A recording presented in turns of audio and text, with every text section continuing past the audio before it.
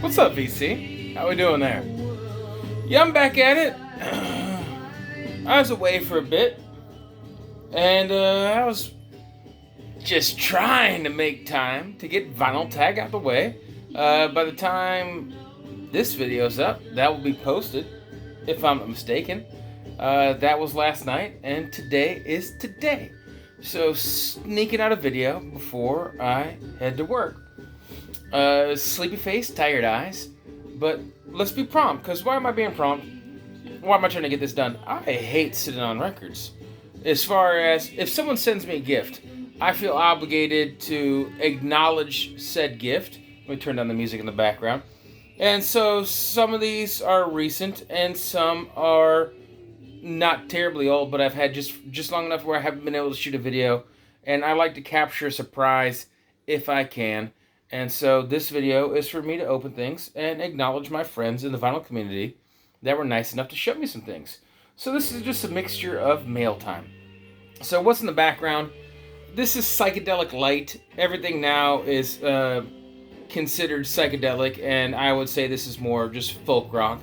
It does have some, it never melts your face, it never goes full-blown fuzz, but there is some psychedelic wind downs, more so on the B side and the last track on the A side, if I'm not mistaken.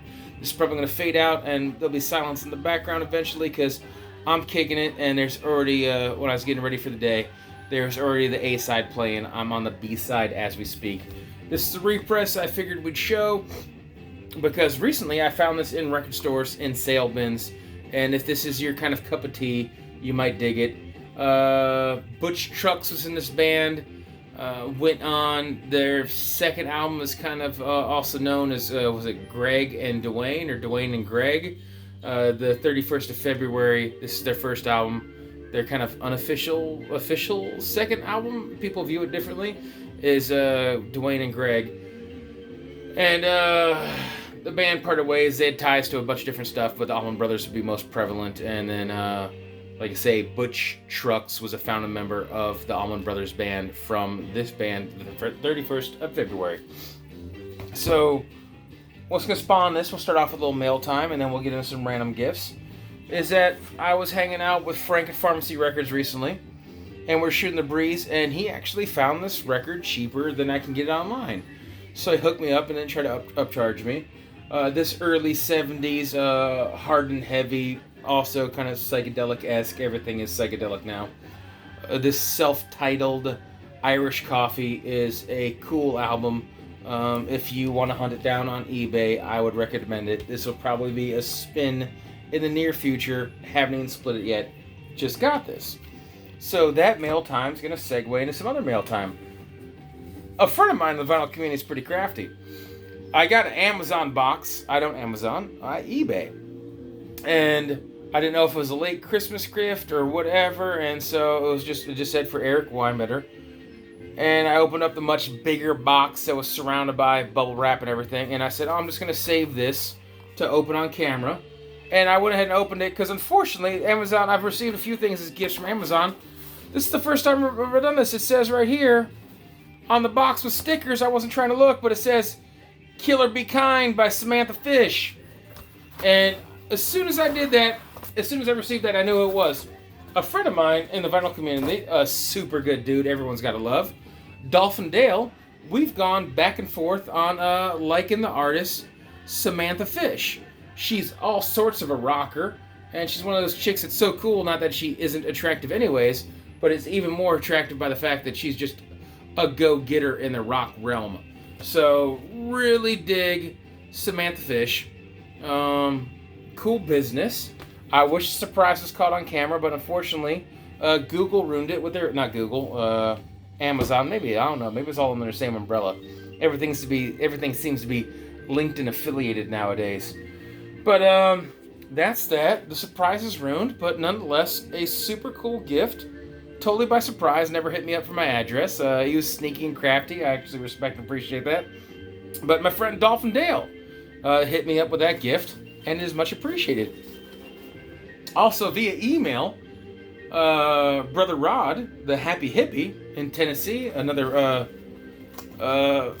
friend in the South, so to speak, in this region, said that he had something coming my way. That is this, and I have no idea what it is. Thank you much. We've exchanged VCLT a couple times, actually. And super good dude. Hope to meet someday in the future. This record is...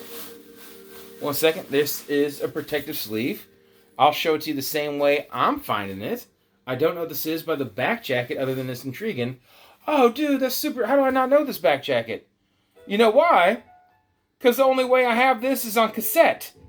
And this is not featured. This is super cool, man. I have this. I still have my childhood cassette, although it's probably seen better days.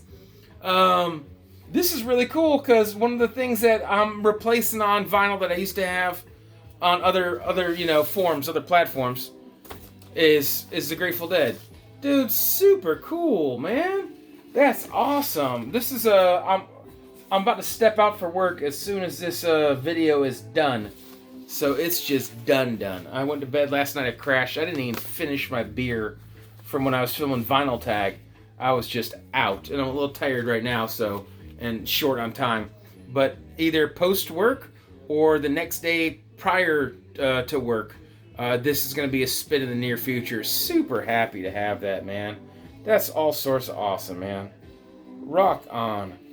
Thank you so much, Rod. I really appreciate that. That's super cool, man. And also, another friend in the vinyl community hit me up on this mail time, man, is a friend of mine in Texas. Uncle Paul is a little bit newer to the VC, but he's fun and creative and a good dude. People are starting to learn who he is, so I would give him a go if I were you. He partakes in a lot of contests and supports other people. And this box is from him. We were on Julius. I was chatting with Julius Jabbar on his one of his videos about how much. I was like, dude, that's an intriguing video. Right on, he VCLT'd Julius Jabbar, if I'm not mistaken. I believe it was from. But anyways, he says, yo, Eric, here are a few records I thought you might enjoy. No need to send anything in return. Dude, I mean... I'm not going to stay true to that. At some point, I'm not going to feel rushed to. But if I see something that might strike your fancy, it's heading your way. The Agrolites are in here per our email and a couple others to add to the stack. Thanks for all the great videos and a Happy New Year to you, Veronica, and all the rest of the fam. Take care, Paul. Rock on, dude. Super dope, man. So, let's just be sneaky about this. Protector back in. Front and back, and let me be slick about this. Maybe I'll choose the right side or not. Who cares? They're going to come in one order or another. So, and then Paul, if you don't know, dubstep, reggae, very eclectic, ska, all sorts of stuff. And this right here, oh, dude, so he has notes with this. Is the prison rap. Is this from, one second. This is one for your ridiculous record collection. What happens when an old white guy who happens to be mayor of a small town in Illinois records a rap album to try and get a prison built in his town? Nothing good.